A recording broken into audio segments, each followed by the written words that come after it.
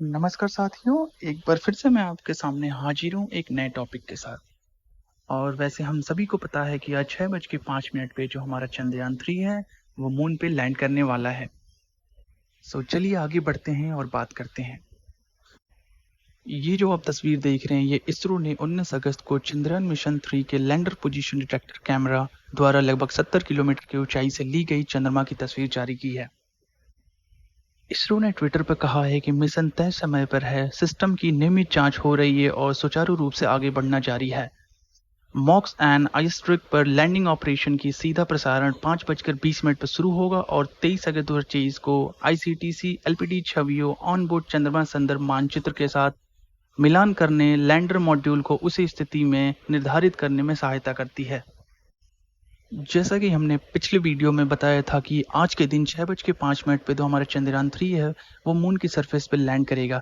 सो इसरो ने कहा है कि उसने रविवार को चंद्रयान 3 मिशन के लैंडर मॉड्यूल की कक्षा को सफलतापूर्वक कम कर लिया है और चंद्रमा के करीब पहुंच गया है। चंद्रयान 3 का विकास चरण जनवरी 2020 में शुरू हुआ था, जिसे 2021 में किसी समय लॉन्च करने की योजना थी। हालांकि कोविड-19 महामारी के कारण मिशन में प्रगति में अत्यधिक देरी हुई। भारत की अंतरिक्ष एजेंसियां चंद्रमा के दक्षिणी ध्रुव पर एक अंतरिक्ष यान उतारने का प्रयास कर रही हैं।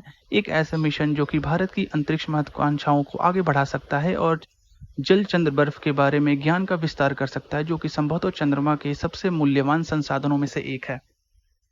वैसे अगर आज के समय में देखा जाए तो हर एक देश जो है अंतरिक्ष की दौड़ में भाग ले रहा है। भारत का लक्ष्य चंद्रमा के दक्षिणी ध्रुव पर सबसे पहले उतर कर जीतना है। यह विज्ञान, राष्ट्रीय प्रतिष्ठा की राजनीति और एक नई दिशा सीमा के बारे में है। भारत का चंद्रयान 3 चंद्रमा के दक्षिणी ध्रुव पर लैंडिंग के लिए आगे बढ़ रहा है। यदि यह सफल होता है तो विश्लेषकों और अधिकारियों के दक्षिणी एशियाई राष्ट्र में उभरने अंतरिक्ष उद्योगों को तत्काल बढ़ावा मिलने की उम्मीद है। चलिए आगे बढ़ते हैं। बहुत सारे लोगों को यह अंतर पता नहीं होगा चंद्रयान 3 और चंद्रयान में जो मुख्य अंतर क्या है। सो अगर ये देखा जाए तो चंद्रयान 2 के विपरीत चंद्रयान 3 में एक ऑर्बिटर लेके रवाना हुआ है। चंद्रयान 2 का ऑर्बिटर चालू है जो बहुमूल्य डेटा प्रदान कर रहा है।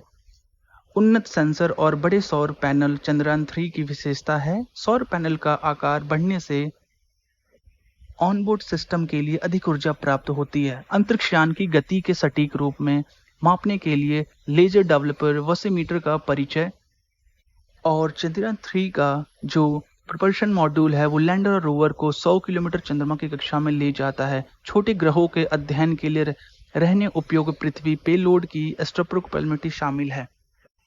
चलिए अब हम इसके इनहेंस एल्गोरिथम एंड सॉफ्टवेयर के बारे में बात कर लेते हैं, मतलब कि उन्नत एल्गोरिथम और सॉफ्टवेयर के बारे में।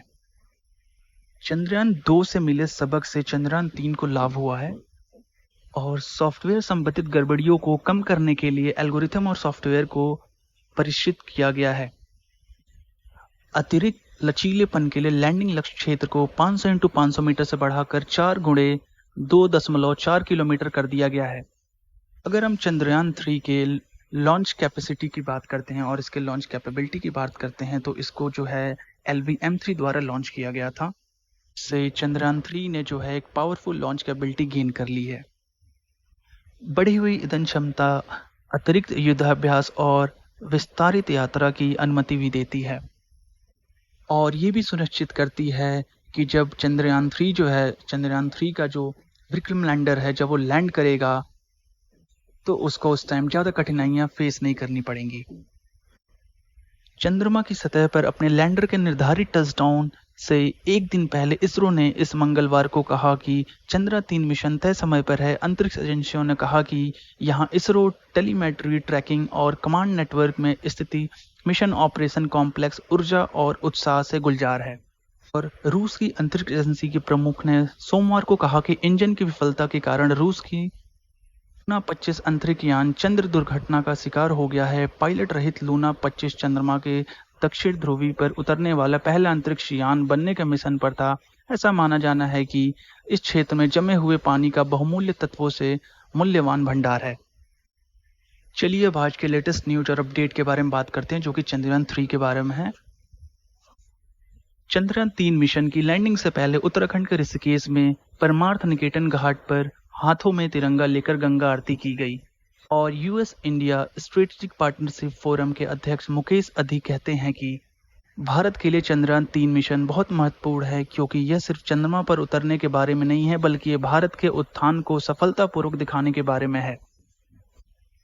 चंद्रमा की सतह पर अपने लैंडर के निर्धारित टचडाउन से एक दिन पहले इसरो ने इस मंगलवार को कहा कि चंद्रयान-3 मिशन तय समय पर है। अंतरिक्ष एजेंसियों ने कहा कि यहां इसरो टेलीमेट्री ट्रैकिंग और कमांड नेटवर्क में स्थिति मिशन ऑपरेशन कॉम्प्लेक्स ऊर्जा और उत्साह से गुलजार है।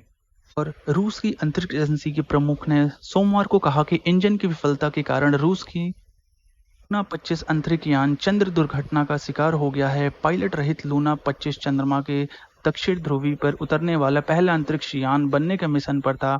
ऐसा माना जाना है कि इस क्षेत्र में जमे हुए पानी का बहुमूल्य तत्वों से मूल्यवान भंडार है। चलिए आगे बढ़ते हैं। अगर हम चंद्रयान-2 के बारे में बात करते हैं तो साल 2019 में सॉफ्टवेयर गड़बड़ी के कारण विक्रम लैंडर दुर्घटनाग्रस्त होने से मिशन विफल हो गया था। और अगर चंद्रयान 2023 की बात करें तो इस मिशन का उद्देश्य चंद्रमा की निकट सतह प्लाज्मा घनत्व को मापना है। विक्रम लैंडर पेलोड लैंडिंग स्थल के आसपास भूकंपीयता को मापेगा, जबकि रोवर पेलोड चंद्र मिट्टी को मौलिक संरचना का अध्ययन करेगा। यूएसए भी प्लान कर रहा है कि वो 4 एस्ट्रोनॉट को मून पे भेजेगा 2024 तक। अगर हम चाइना की बात करते हैं तो चाइना भी एक प्लान कर रहा है कि वो 2030 तक चंद्रमा पे एस्ट्रोनॉट को भेजेगा। अगर आपको मेरी वीडियो अच्छी लगी हो तो प्लीज़ इसे लाइक और सब्सक्राइब जरूर करें। धन्यवाद।